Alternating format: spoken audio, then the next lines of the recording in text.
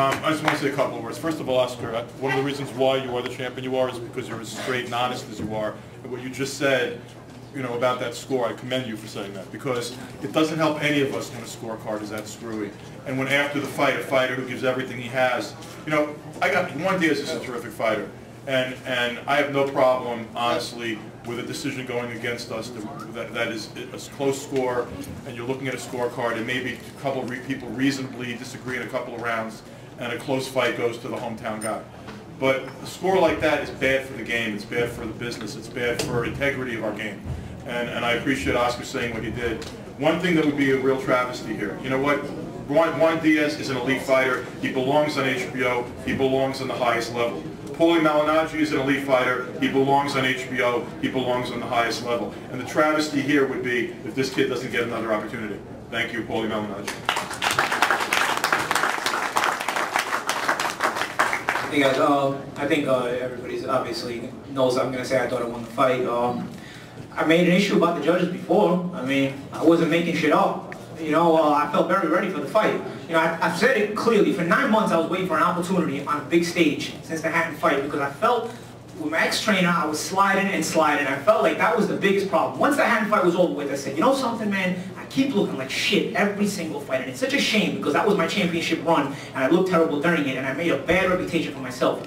So once I made the change, and I started feeling good in the gym, I said, man, I need an opportunity on a big stage, man. And this was the only opportunity I obviously was going to get coming off the bad Hatton performance, you know? But I said, man, I'll take a chance. I got these judges I don't agree with, but I think, wait till they get a load of me, man. Because I know I was much better than I showed in the Hatton fight. And it seemed like people forgot about the one fight I won the title, or the Miguel Cotto fight I fought a few years ago, you know?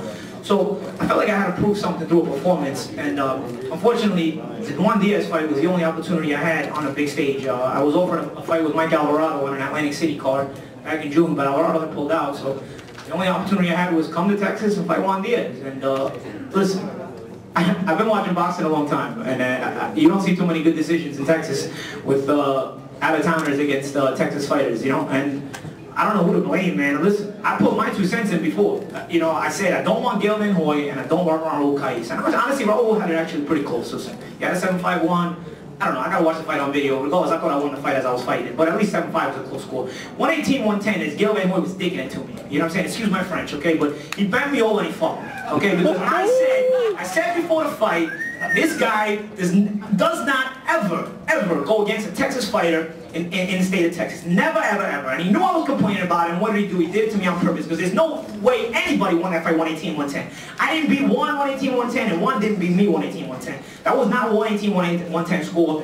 Gael Van Hoy just filled out his scorecard on purpose and said, we fucked Paulie Malignaggi because he talked shit, and I'm going to put in the scorecard, alright? I don't know how Gael Van Hoy keeps getting jobs, man. I don't know if this motherfucker keeps getting jobs. Yeah, seriously. That's what's wrong with boxing. I mean, boxing, Oscar just said, oh, this hurts the integrity of boxing. Boxing has no fucking integrity, man. It's been happening for years, man. Ever since, that's why this sport has no popularity left. Nobody watches this shit, because every year there's decisions like this, and probably even worse than this. Like I said, I don't know how close this fight was. I thought I won it, but there's decisions even worse than this, so people get fucked constantly. You know what I'm saying? And nobody watches boxing anymore because of shit like this. You know what I mean? Listen, I hope I get another opportunity. I thank Golden Boy for giving me the opportunity. I know I was born as an opponent. I think I proved myself I'm a little bit more than that. I think I proved all my critics wrong. I think I proved that I was right in saying that I just needed to change in training to get back to what I was doing. And I think when I go back to what I'm doing, I'm a dangerous opponent for anybody.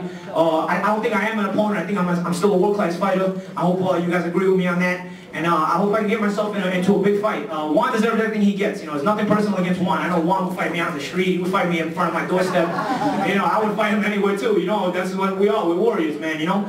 So I hope I get another opportunity. Juan deserves everything that comes to him after this fight. He's a great warrior. And man, a true fighter, man, a true fighter. And you know, people criticize me for being boring. I hope this fight, with Juan's help, obviously, it was exciting. All right, thanks, guys.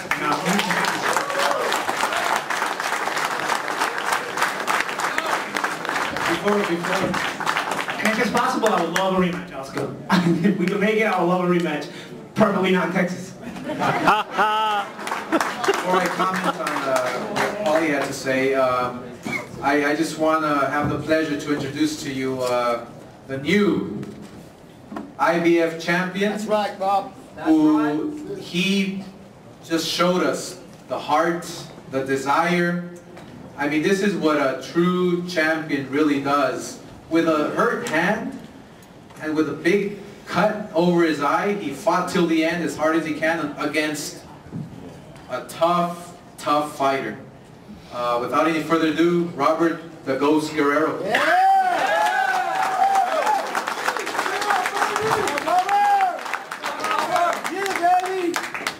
Well, first thing, I just want to thank God for blessing me with the opportunity. And, you know, I want to thank HBO, Golden Boy, the management team for doing a great job. Thank Clausen and his team for giving me the opportunity to fight for the title. Hey, went out there, done our job, stayed on our plan, got it done, brought the title home. So, you know what? Thank everybody. Thanks, Texas. Thank you.